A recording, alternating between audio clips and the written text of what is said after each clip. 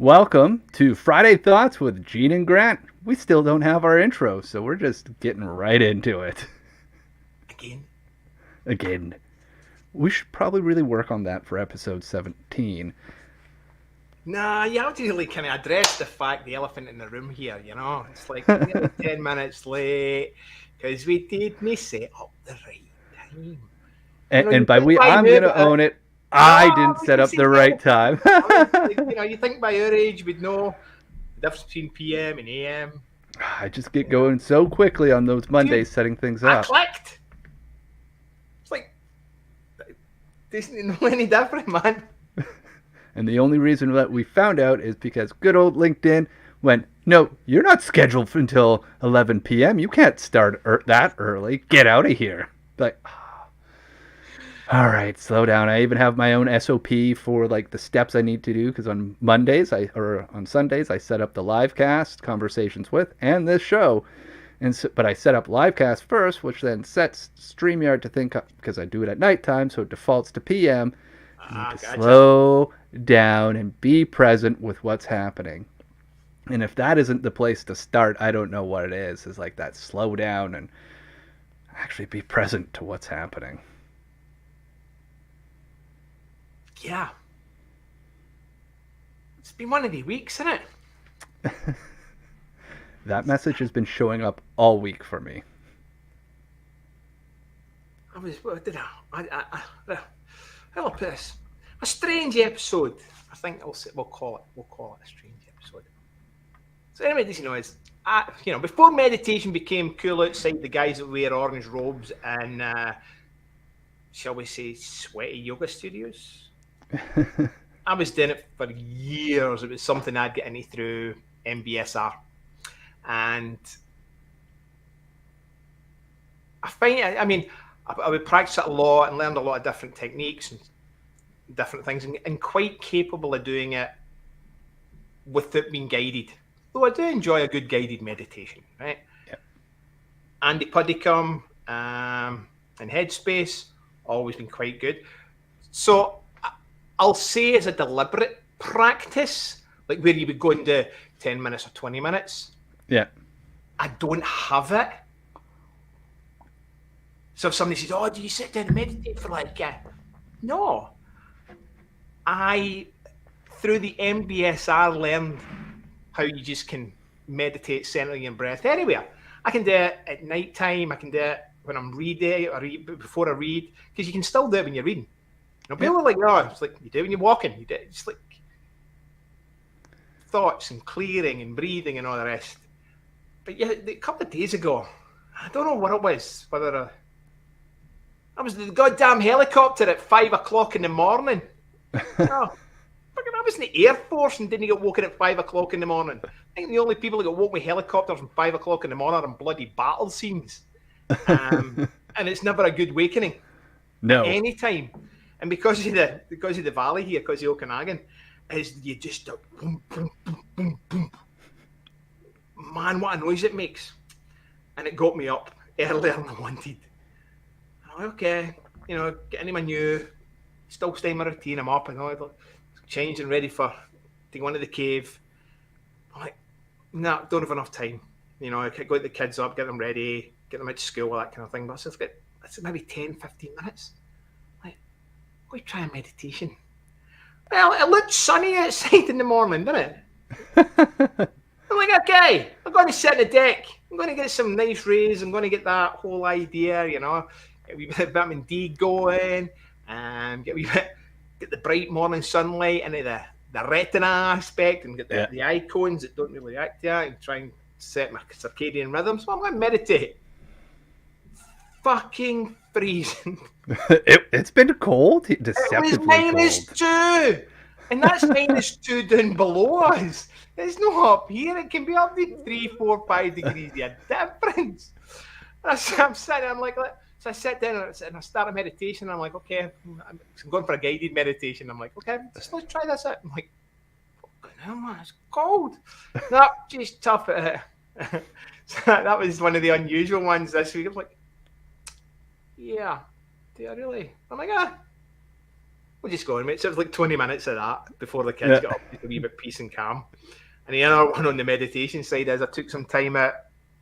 I was absolutely shattered the other day there because I had a weird fever and rough night. So I find that I can get some of that when I'm really tired.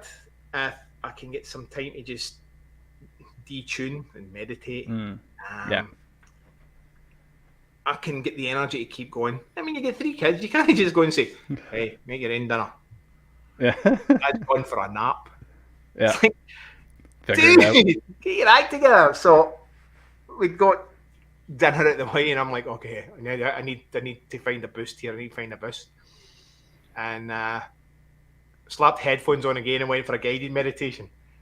And it's kind of weird because your eyes shut and you know you get 3 kids walking about. But then as you get these flashes coming, somebody going to come up and tap me, somebody going to come up and stick a knife in me. But so then that, and then so I finished and I'm back up and I'm like, yeah, that's it. It's giving me the energy boost I need. And then my youngest comes up and goes, "Are you meditating, Dad?" I'm like, "I was." It's like, "I came up, but didn't you want me to stop you?" It's like, okay. Yeah. She wants help. She was doing this thing at school called Battle of the Books, where she's read 6 books. Yeah. And was wanting me to practice the quiz with her. And I was so here's a good point. When we're learning stuff, right? I'm still a wee bit a fan of rote, and we get in sequences, and you were talking about SOPs and all the rest, and it can be really good for getting stuff ingrained in, right? As long as you know the process and behind it. Yeah. So she had this question sheet, 1 to 150 or something. And I'm quite impressed when I'm reading these questions there. Like, I'll just randomly skip through them, blah, blah, blah, blah, blah, blah. And I'm like... And then I clicked. It's like... You can see what the next page is. And you could see the last page. So I ripped them up. Or I ripped them off the sheet. And I mixed them all up. And I changed the order. So it was a completely random sequence. So it wasn't like she knew the books. It's like Matilda next, this next. She didn't know what page I was reading from, right? But she knew that the rough sequence. She could narrow it down. But even when I mixed them all up, there was only like one she kind of get mixed up on. And she was doing it to get. The school was having a test, so they went into a district competition. So she went. The school was Wednesday, I think. Yeah. Wednesday, so she got selected for the school, and she's a cheeky wee one. She's like, come to pick her up at school, and I can see the face like that. I'm like, she winded me up. Wasn't quite sure. Like, I think I'm getting wound up, but I'm not sure. And she comes in and she gets into the car and she's like, "Yeah, I got it." I think they mentioned my name anyway, so she did get in. Done the Battle of the Books yesterday. I was like, how'd you go? Yeah, we don't know yet. So we'll find out today whether. And she's like, I says, good luck with the results today. She says, that's okay. I got an ice cream sandwich. It's all fine. Like, I love that answer. Maybe we need more of like, it's fine. We get an ice cream sandwich afterwards mentality. I took part. I'd done the best I possibly could. Yeah. And I'm getting a reward for it. And I think all too often it's like, oh yeah, we only look at what we've done wrong. Yeah. And we don't necessarily reward ourselves for the best performance. Now, I'm not saying we should be going eating ice cream sandwiches for every reward. Let's not get out of control here. Ice cream sandwiches are delicious. So I think, again, always like, when you've got that awareness and you've got that curiosity, I think there's so much you can learn for your kids and with their attitude that they bring on a day-to-day basis. And it was a big smile. It's okay, I got an ice cream sandwich today anyway. Yeah, be like, I worked hard, I did my best, and I get an ice cream sandwich. That's a pretty damn good day. Be like, that is a pretty damn good day. Be like, if you can sit around and be like, I learned something, I put the effort in, and then when it came showtime, I did my best. And I'm going to sit back and reward myself. I think I'm going to start rewarding myself with ice cream sandwiches on the best days. Oh, but we don't do that. No. And I say we, and I get big generalized we. I know people might find it hard to believe I still have friends, but I do. I've paid attention through all my life. It's like, we don't reward ourselves for the things. we put the effort in on that. So we should, in a short enough term, that keeps it going, because our brain, for the aspect of reward, doesn't discriminate how big the achievement is, right? It's not like it's like, well, it's this one or it's this huge achievement. It's like, you go and buy a new car and it's a Mini, or you go and buy a new car and it's a Lamborghini. It's like, your brain's like, it's still the same. They're like, it's boop, happy reward. chemicals. Right? And I think about that with training the pups is like, what I've realized is like, I can get away with just giving them little pieces of their treat and they're just as happy as giving them big pieces, right? Like, it doesn't matter. It'd be like, oh, I get the reward. It's, well, we already know that it's the anticipation of the reward where the real, like, that's the magic. Be like, actually getting it's like, cool, when do I get a next one, right? Like, what, it's that anticipation that's where the juice is, right? And that's where anticipation's a really good word there. That's where a lot of coaching gets it wrong, because it talks about the reward as the after effect. No, it's a precursor. It's the thing that like gets you moving. Well, dopamine, that kicks in is a precursor to the reward. It's the anticipation of what's coming. Yeah. Right. So we were talking about the dose effect. And anybody doesn't know the dose, it's dopamine, oxytocin, serotonin, and endorphins, and how we kick they things in and what we need to do on a daily basis. Yeah. So I was talking to my kids about that. And I know for a lot of people, like, talk to your kids about neurochemicals. Like, fucking right. They need to understand why they do what they do, how they behave when they behave, but also give them an idea of how I behave the way I behave. It's like, yeah, I can see that coming. So there was that one. We baked some cakes this week. That's another story. That's a story about scheduling, time pressure, Parkinson's law. That was that one. Yeah, it's a fucking good cake though. It's a bloody good cake. What kind of cake did you guys make together? We made yesterday a strawberry gateau. Ooh, fancy. So my middle one, Ellie's middle school. Yeah. Ironic. And she decided to do a passion project. Surprise, surprise. Her passion project was, I'm going to make cakes. Boys are doing stuff about hockey and finance. She's like, I'll make a cake. So it was like, do a cake 1 week, which was 2 weeks ago, and then a different cake and an improvement and a new technique and new learning to show progress. I was arguing with the fact is it's got nothing at all to do with the cake. It's to do with the research. It's to do with the presentation, I says, because there are so many wide and varied techniques, subjects that the class is dealing with. There's no way you're getting marked on whether you're good at NFTs and blinging that 10 or 11. Or teachers are not capable of judging your hockey performance. They're looking at how you analyse and first principles and how you experiment and things like that. She's like, no. And I'm like, oh. Were you able to let that go and let the cake just be? I had to. But as we were doing it, we had to have a wee discussion about, okay, why are we leaving it till Thursday when it's due for Friday? Or, sorry, Wednesday. My kid's swimming on Wednesday. So Wednesday's out of order. It's like, what? This is your problem. How are you going to fix it? I don't know. I'm like, okay, so what will we learn with this? And we talked about things like Parkinson's law and time constraints and scheduling. Yeah. Tell my 10-year-old. Oh, that was fun. He's like, and it's an important lesson to learn. Be like, oh. But I asked her, how does it feel right now? I don't like it. I said, no. I said, how does it feel? Yes. I'm upset. What are you upset with? But that's not really a feeling either. What is it? Well, and so we dug into that, and I says, hold that, tap into that, because do you want that to feel like no? I says, tap into that. It's that feeling that you need to. It's that you drive it, and a lot of people go, you don't want to do that. It's like, but you did. But you do. want to You don't want to tap into that emotion at the time where you are, what you're feeling, so that you recognise if it comes up again and says, why am I? Oh, I know why I'm feeling this way. Oh, that. don't want that to happen again.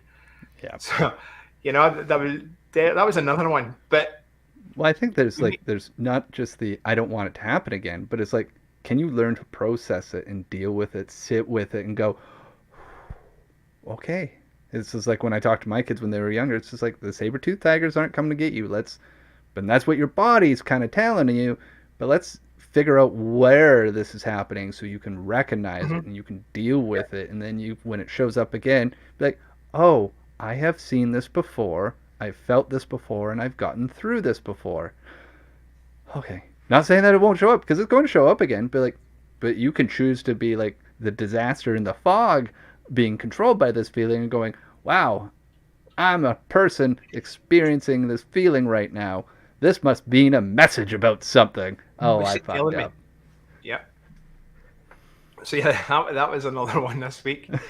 Like, if you're working from home and we've talked about it in the past, like it's hard to, but there's like, oh no, when you raise that level of awareness, like I can find a message in this one. Yep, I can find an opportunity in this one. Yep, there's something in this one. I wish it wouldn't be this stressful. It's like, I'm not a baker. I can cook. I'm okay. Yeah. Kids don't starve. They eat my cooking. I think I do all right. But I never wanted to be a baker. That's Hannah's gig. No. Right?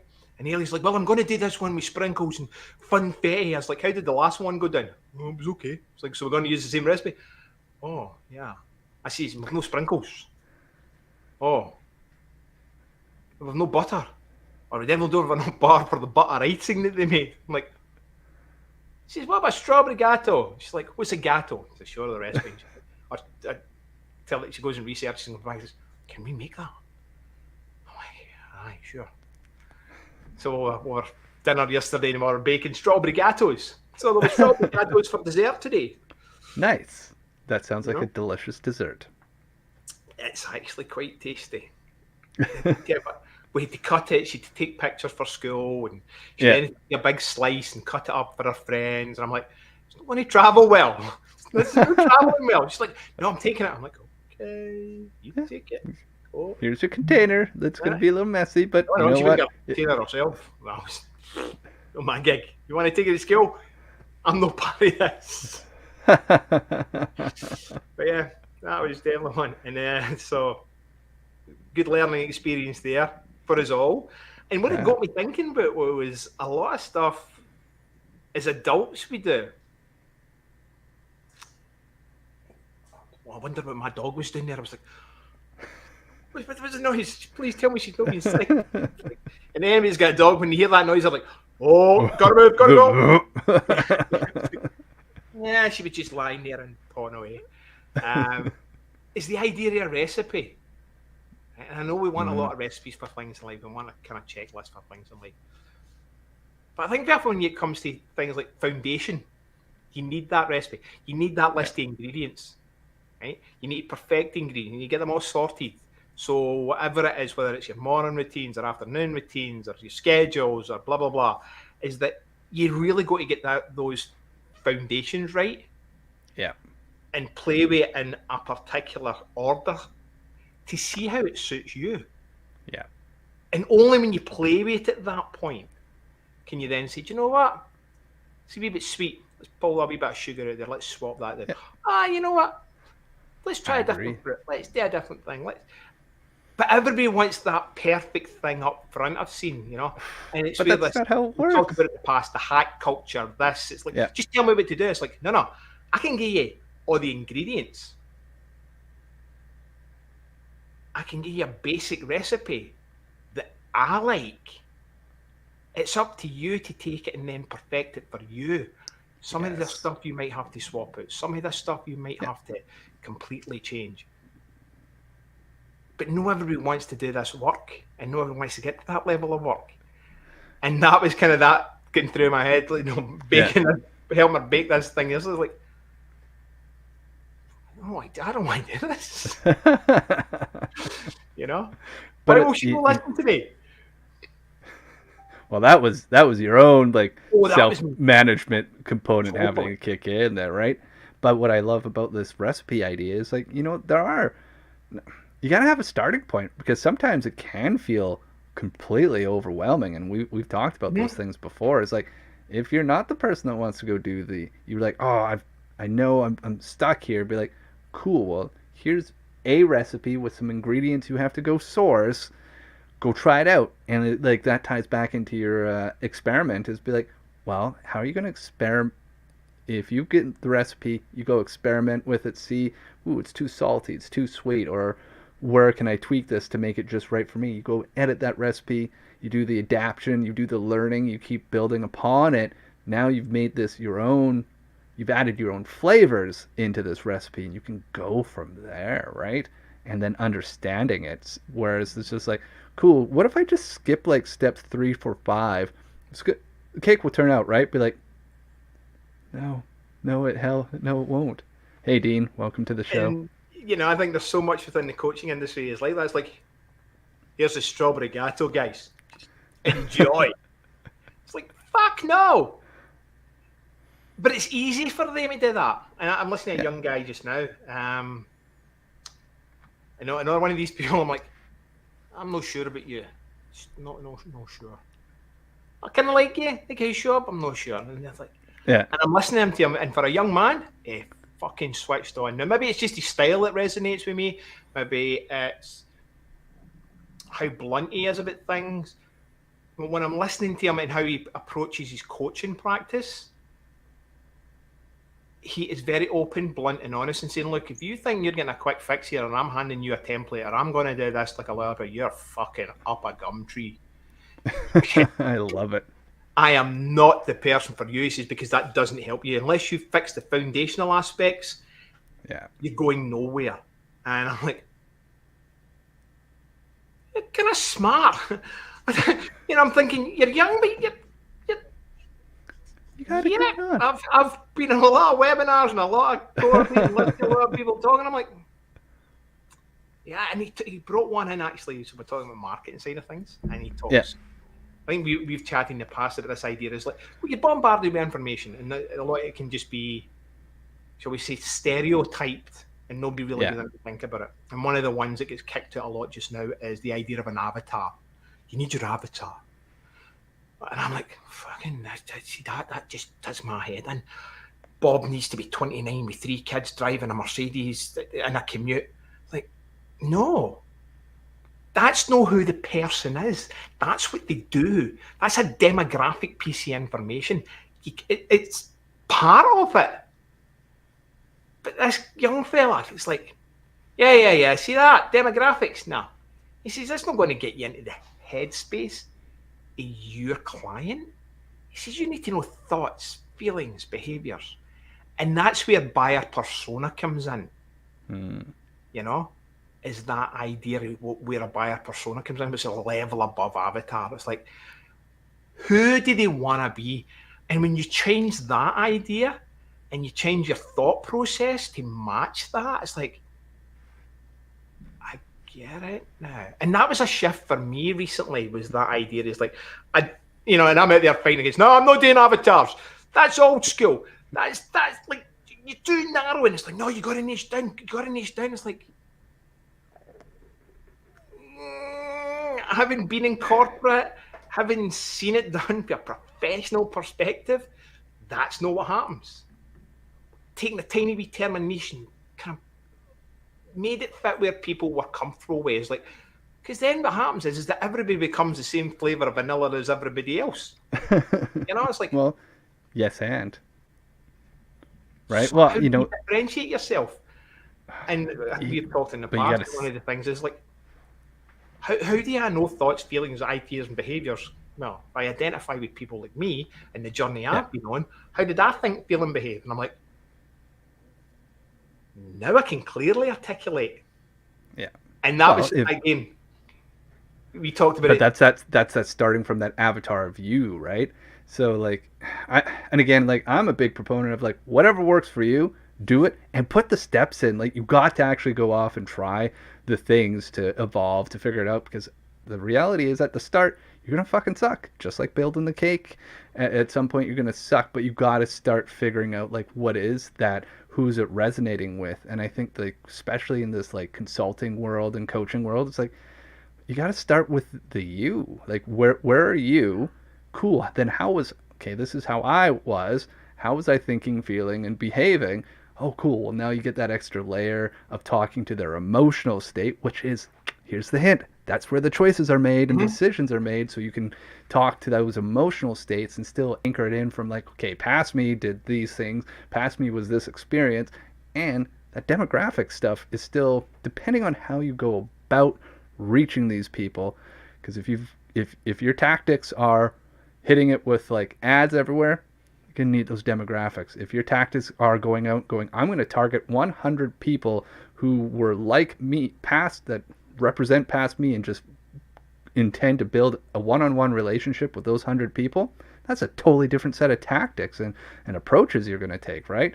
Or you go up on stage, or you go on to podcasts where you think previous you would listen to, or shows, be like, there's just so many opportunities. But you're right, it does kind of like you have to start to like narrow it down to those thoughts, feelings, and behaviors. Like what are, it doesn't matter at the end of the day. Does it really matter if Jim Bob was driving the Mercedes? No, but how was he feeling? How was he talking? How was he talking to himself? How was he behaving? How do you maybe he's aware enough to be like, how are other people interpreting him? Be like, everyone's calling me an asshole, or everyone's calling me super nice, and I still don't feel like anything's happening. Be like, you speak to that. Then all of a sudden they go, you saw me. Yep. I'm going to listen a little bit more. And it's like your experience with this young man that you were talking about. Be like, I don't know, but I'm going to keep listening because like something I recognize some of what he's saying. I'm going to hone in on the word listen, whereby, and just give me a second to find it. You know, I love quotes, and I know a lot of people think, cliche. But like you said, sometimes it works. Sometimes when you see something that what the state of mind you're in at the time, and I'll say that Yeah. very deliberately rather than mindset, but the state of mind you're in at the time, at that point when you read that, can be enough to give you a shift. Yeah. Right. So while quoting in the internet and socials is all kind of cliche, I like a good quote. I also try to have my own quotes because I know there's so many quotes out there that have been unbelievable. Misrepresented. People think, let's just slap somebody famous, Mother Teresa, Gandhi, Einstein, L1 Gates, all these people. What was I just reading? Adds more credibility. There's a very famous, what is usually accredited to Einstein quote out there, but it's actually not from Einstein. And like it's one of the famous ones. Yeah, something like that. Yeah, bullshit. I actually have a Grant Donnelly quote, so you can't see on this angle, but over here on my wall is a whole bunch of stickies, and I'm pretty sure there's one from you and one that you quoted from your wife that I put up there like a year ago. I gotcha. Hope and uncertainty, probably. Probably, I think so. I even seen it one day in the train station when I used to live in Oakville. Was coming by, and I think it was one of the universities had all these quotes, and I went, "She didn't say that. He did that. Like, it's a fucking university. State of higher learning." I didn't even attribute the quote to the right person. Now, people will say, "Does it matter?" Yeah, I'm a big believer in details matter. And a buddy of mine gets me in trouble for this. And maybe I have time to touch on it, why I go down rabbit holes that I probably shouldn't. But I'll be playing with one. So every now and again, I'll go into a notebook and I'm like, oh, there's a bit. And I done this last night. This young fella's actually living out in fucking Bali right now. Yeah. Truly living the digital nomad lifestyle. And, the wee DM conversation. And I would say, for what he does, and it's not the cash amount, right? Forget the cash amount, how he lives his life. He's living in Bali, renting his place. He's running his marketing agency, his digital marketing agency. But he's probably no spending 10% of what his revenue stream is per month. Yeah. The other money is going back to his family in Lebanon and in Beirut, and it's how he's enriching their lives and how he's doing other stuff. And I'm like, I'm living simply. I said, you might be living simply, but I said, to me, that is a definition of success. It's like when you have a level of income that allows you to live a way you want to live, but also make other people's lives better and create that impact for you. Yeah. Dude, That's success. That's like, and I think that's what we all strive for. And you know me, I've got that fun legacy, impact, purpose, and force right into that one. But I was in the book and I was texting, I was like, dude, I gotta go. Gotta get my wind down routine for tonight. And I opened the book, one of these quotes came out, and it was a thought that generated your book I've been reading for like 3 years. Just can't get into it, right? But it was a gift. And because it's a gift and it wasn't my choice, I'm plodding through. But it's a native Canadian author.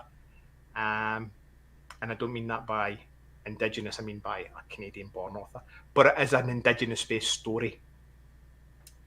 So that it transpired a thought, and in this book, I'm like, oh, that's actually, did I write that? And then beside it is, from this, blah, blah, blah, generated with this idea. So I take notes so that I know that I'm not stealing somebody else's work. So let me get to it. And it was about listening. Oh, where did I put it? Oh. Keep talking, I'll find this. Now I want to go see what quote I wrote down for you, but where you were talking about, like, does it matter about who's attributed to it? When you said that, the thing that jumped out for me was like, oh, we talk about like our mind state is like, did it still make the shift? Did it still have that impact? If yes, then I'm just like, it doesn't matter. And then someday down the road, be like, oh, somebody else said it. Be like, it doesn't matter who said it. At that time, it was the right message that I needed to go wake up from my little trance and move on. It was just like, and sometimes those quotes are, they can be cliche, but if they hit in the right time, they're powerful words. And I think that just goes back to, like, words are powerful. So I found it. Right? So the quote is about listen. So everyone lives their story one word at a time. You just have to have ears that listen. And I haven't finished it yet. And I think it's going to be something like, if you wish to be part of that story. Yeah. Right? And you have to be aware, you have to be open, you have to listen. So that was the one that, like, that's kind of good. Even if I do say so myself. I agree to a point. The one bit that, and this is my ick, this is me, is that if it's used for the purpose of generating revenue for that human being, that's where I kind of get it. It's like, well, give credit. Don't palm it off as yours. And there's a rather famous, deep blue-eyed person from the UK who done that for years. Attributed quote, and it would not tell where these quotes came across as really philosophical, the monk that he is or was, with his degree in business psychology that he doesn't really talk about. But I'm not mentioning any names. I feel like I know who you may be referencing. His surname rhymes with shitty. We're not naming names here. We don't need this lawsuit. Go ahead, I'm quoting the exact... No defamation of character if it's the truth. Might not like it, but it's the truth. But anyway, yeah. So I'm always quite particular in that one. I try and use it and I'll reference it. I try not to use ones that don't. But I think it's the attention to detail, and it was one of the things. You talked about gut instinct a couple of episodes ago. Yeah. And how I don't think we trust it enough. And you had mentioned, well, if it's working for somebody, and I want to be that way, I genuinely, like, if these people are getting something from this, good for them. But they were conned into it. That's the bit that gets me. Now, do I think, I regress and think of my past, do I think I've ever truly been part of a con? Yeah, you know. Who knows? If I had been, I probably was no wise in the first place. So there's the know what you don't know and don't know what you don't know. And there's definitely something there. But it's when somebody's creating a false persona, and this is not about this other guy. He's different. Yeah. It came across one of my feeds, and I'm like, something not right about this. I could see what it was trying to portray, and I'm like, something not right about this. Why do I not feel right? And when my gut triggers, that's when I get in a hole. Like, okay, what's next? And my buddy in the UK will say, why do you care? Why are you bothered? I think part of the reason I care or I'm not so much bothered, but I'll go to that level, is I think in society we're at this point we I don't want to know about the way I want to know about you, because now you're pointing the back out at society. It's not society's fault. I'm Why are you talking feeling the this conversation. way? I'll look back to that, as you know. What we're saying, don't bother, as long as somebody's getting somewhere, it's okay. But why would you concern about that? It's like, because I think it's a reflection on society and the idea as well. Just let it go. Let it go. You know, because there's the whole woke side and one side, you know, want to change the world for absolutely everything. Where a world that they're living in that doesn't really need change, so they're nitpicking the slightest wee thing, thinking it's going to make a difference. But then there's this other side. It's like, yeah, let it go. Let it go. Don't let it there. And in some aspects, yes, the guy that cuts you off could be there. He could also be an asshole. But we don't want to address the idea as like, it could also just be a complete self-serving arsehole. I don't need to forget that. Reflect on it and say, yeah, it could be something else, but it could also be that. And we want to always reflect and say, due to somebody else's poor behaviour that doesn't meet your standard, and I know where it comes from, and your level of expectation, I understand that. But we want to, kind of, and maybe it's just a coaching model, maybe what it's there, is the idea we always just forgive them, just forgive them, just forgive them. It's easier, it's your emotional state, it's your this. But where do we come to a point that we actually stop taking action on the arsehole? Because if we keep allowing the arsehole, in this case the wolves, to do what they do, we just become like the sheep, and they continue to take charge. And I can see, and this is what it is with me, is like, so with this one was my gut instincts trigger going, he's a fucking liar. Just the video that popped up, it's like the ritual. I'm like, what the fuck are you people doing? He had men bowing down and hanging things on like a spear at his feet. And I'm like, I was only in the Air Force and spent 9 years in the military. And never once did I have to bow down to anybody like that. I mean, I had to do press-ups and puddles and say apologies to doors because of rules and regulations to teach me stuff as a daft 18-year-old that didn't have a fully formed prefrontal cortex. Yeah. But as an adult male, post-30, that shit in the wee handbags at the back. And I'm like, it's designed as a military aspect. It's designed as this warrior thing. It's designed as this, oh, let's be a Navy SEAL for 2 days, because that's going to make you a real man. It's like, and then you go and look at this dude's credentials. He's done more shit than the fucking entire SEAL Team 6 and Delta Force together on his one profile. And I'm like, fucking nuts. And that's what irks me. It's the lies that go with it.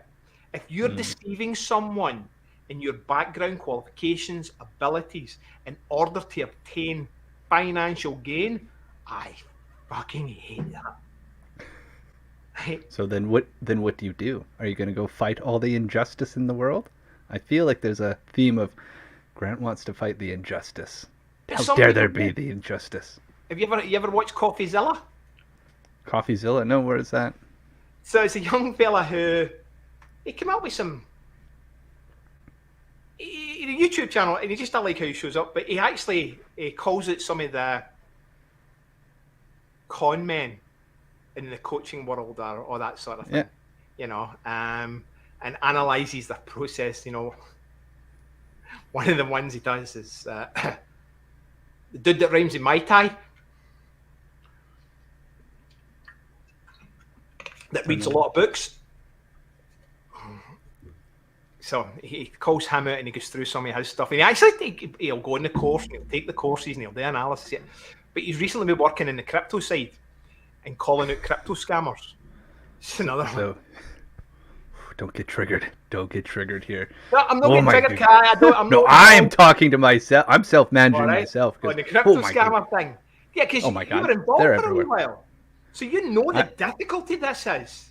Oh my God! You like, know what it takes. But these people. Let me be clear. I wasn't involved in the scams. But we, as a service provider in that space, be like, there was so much, and there still is. Just like, it's fucking thievery. Is like some of the shit that these people were pulling on these companies, and talking about how they were going to use it was ICOs before it was NFTs, and by the way, it's all the same shit. It's just a smart contract on on top of a blockchain that remembers what was done. That's it. That's the secret to it. But yeah, like Ponzi schemes. And but why? It comes back to, like, we talked. I think we've hit on this a number of times. They were really good at peddling hope of big money, hopes of big returns, hopes of getting through that, like having that shortcut. And guess what? Because some people have, so there's enough to go, it could happen. And you're right, it could happen, but there was a buttload of money blown, burnt, done, where it didn't happen, right? Like it's basically gambling at that point. And if you've got money to gamble, all the power to you. If you do not, don't go fucking like get a second. Some people were getting second mortgages on houses and stuff. Like, I watched a couple of my clients got duped by people that they thought were reasonable and had like big names that were in the spaces, and they thought, oh, this is going to be great. They almost collapsed 2 companies. Luckily, they're still up and running, doing awesome, cool things, and kind of moved away from the blockchain space. But like, but this goes. It doesn't matter what industry, like, yeah, we talk about coaching and stuff here, but like the reality is like nobody should be promising you results. It's a shortcut, the quick solution. Yeah. The lack of work. When you see that or hear that, you should be running a fucking mile. Yeah. But there was a comment that really resonated, and it goes back to the con thing. He's like, it's easier to con someone than convince them they have been conned. Well, then you have to start dealing with their beliefs. On the con.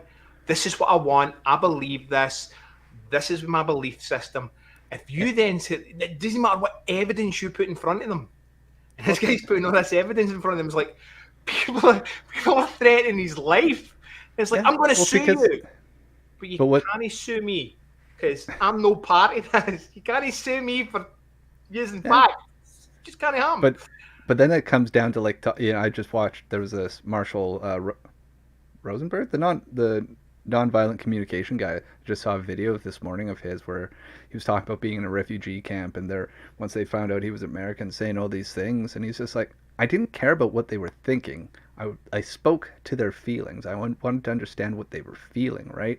Because then you can get through the belief, because you can start to see the belief and start to talk with it and bring it to the surface.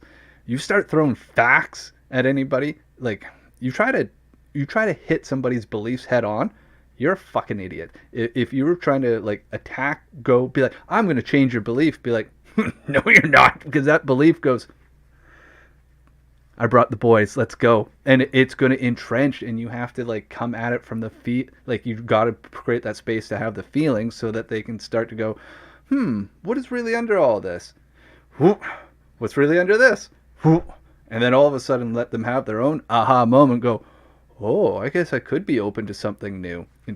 And that has to be all on them. That has to be a voluntary process that they choose to go through. Because if you're trying to fight against somebody, we've watched it for the last 2 years. I've just seen some fucking horrible shit said between the two spaces around believe the science and don't believe the science, and just horrible, horrible things that have been said, be like, you both these sides have to like come to my side of my belief. Be like, why? I've just been watching people dig into and entrench into their beliefs. Doesn't matter if it's right, because here's the thing: neither side cares if it's right. They care about how they're feeling. Be like, this is mine, and this is my identity, and how dare you shake me at my core? Be like, there's the real thing, right? Like, there's where the reality comes in. It's like sometimes they're just not ready to be shaken to their fucking core, and stand there, be with it, and be like, cool. Well, I can see that we're not going to get anywhere, and that is okay. Peace be with you. On my way. And that's one I'll say I struggle with, right? Because while I'll say emotionally attached and high in the empathy scale, it's probably pretty high in the EI scale, even if you agree or don't agree that there is an EI scale, okay? I get it, you know, the research. Is that if you're going to come to me with the fucking numbers. Oh. I'll park the emotional side and then I'll check that and go, oh, fucking shit. Right? But if you just come and try and attack me for that, and you know, I understand. I know I'm a wee bit different that way. So I have to check that one, and just like you were saying, and we'll swing right back to Alien, a birthday or a cake, and how I try to get her to think it from a logical perspective, these perspective, and it wasn't to got her to attach into that thought, feeling, and emotion. Did it change how she reflected on everything up to that point? The rest didn't matter. It didn't matter what I wanted. It was like, how do I adapt for her? So for me, you know, it's like, you come in and say, like, here's the numbers, here's the stats, here's this, here's that. And I'm like, okay, I've been stupid. But you've done a lot of work, and you continue to do the work and everything else.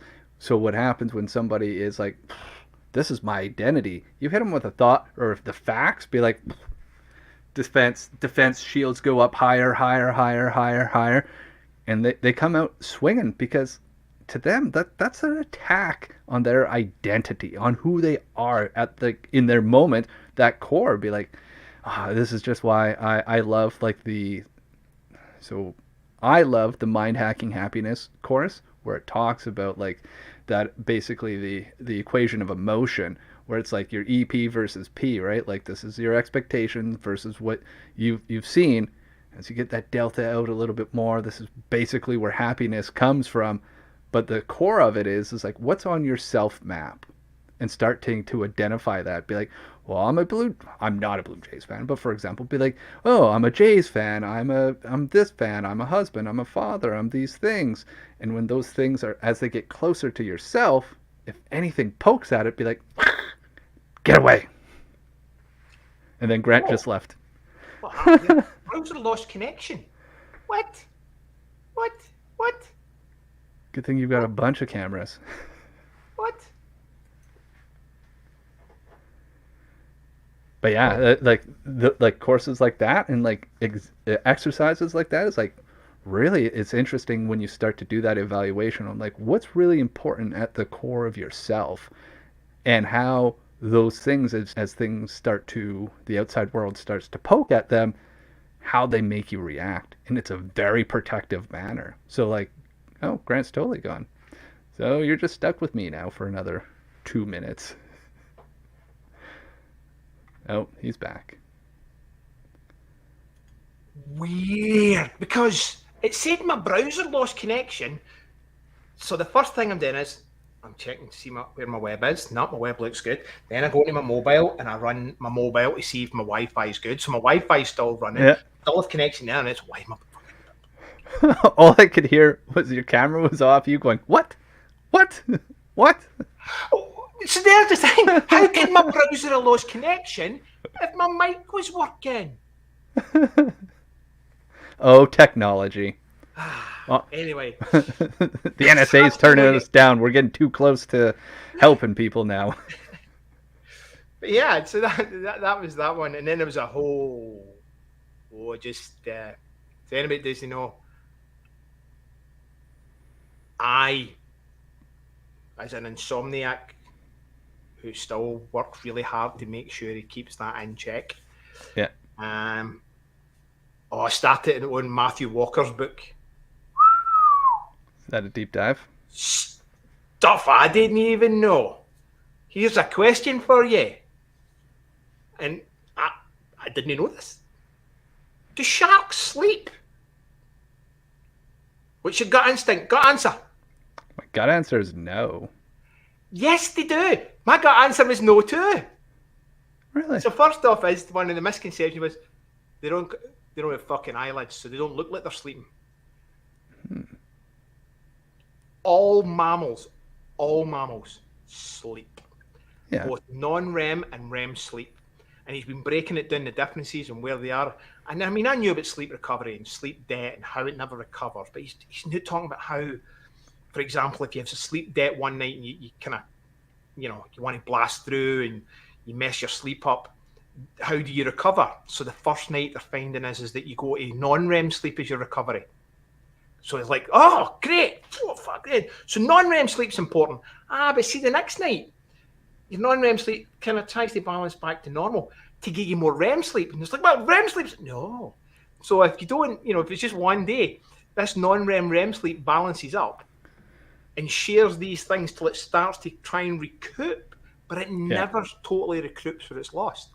So if you're in a constant sleep debt, it was talking about that, but it was also talking how some mammals are really cool. They can split their brain. Really? And shut down half their brain and go to sleep. I was like, fuck, dude, that's cool. Birds can do it as well. And I was like,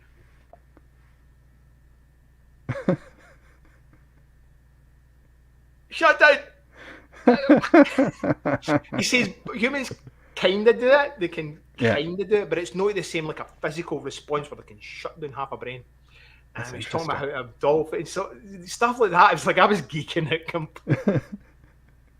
So I was talking to my oldest about it because he's a competitive swimmer. Yeah, I really harp on about sleep, and anybody that here, we talked about it was that's one of the foundational aspects. Is like unless I don't care what coach you are or what you're doing, if you're not talking to your clients about sleep, you're fucking missing the point. You're cheating them out of money. Because it doesn't matter what you talk about, what kind of coaching you give, what you do. If they are only fixing things like sleep, it's a fucking waste. Well, you procrastinate because you're sleeping your energy. What we talked about last week, decision fatigue, sleep is all coming in there. Your energy during the day, sleep. Me having to meditate to get energy back, sleep, hydration. Yeah. If you're not talking about sleep, nutrition, exercise. Foundations. If you're not talking about that, and I don't care if you're an expert or not an expert, if you're not talking about that and getting into focus, and if you're not learning as a coach, things, then you're not doing your clients the level of service that they deserve if you're charging them any level of money. And I'll stick that one right out in the world. We just did. Yeah, but nobody's listening. Dean's there. Brandon, we have a new guy. Brandon's watching us today, and Neil. So yeah, that's... So I geek it out and sleep. So yeah, geek it a lot. But well, that's kind of your thing. It is my thing. You love doing that. And this is where we get to share and talk about what happens, and you can disagree with how you feel like it. And then I get to poke at you and find out what's really happening under all of it. Well, we're at 12 o'clock, and I'm sure Neil's like going, "Hey, time for open forum." So we should probably wrap this up. Slow start, awkward start. Always good. Well, it doesn't matter. We got started. We took the steps. We had some great exploration. Talked about beliefs today. We talked about sleep. We talked about making cakes and how being present and actually talking to the thoughts, feelings, and behaviors work just as well with your kids as they can work with like talking to your clients and your demographic that you're looking to help, regardless of what it is. You can apply that B2B to B2C. Like, there was lots of value today, at least for us. And how you judge it, you can judge somebody, but if you take a step back and give them a chance, you might be pleasantly surprised. Yes. And there'll always be assholes in the world, don't forget them. Let's face it, we all be assholes from time to time. And I've been called worse. Well, bud, until next week. Awesome, man. All right. Thank you, everybody, for Everybody. watching. Neil, Dean, Brandon, thanks for being on today. And for anybody else that's watching the recap, this is Friday Thoughts with Grant and Gene, and we will see you Later. next Friday.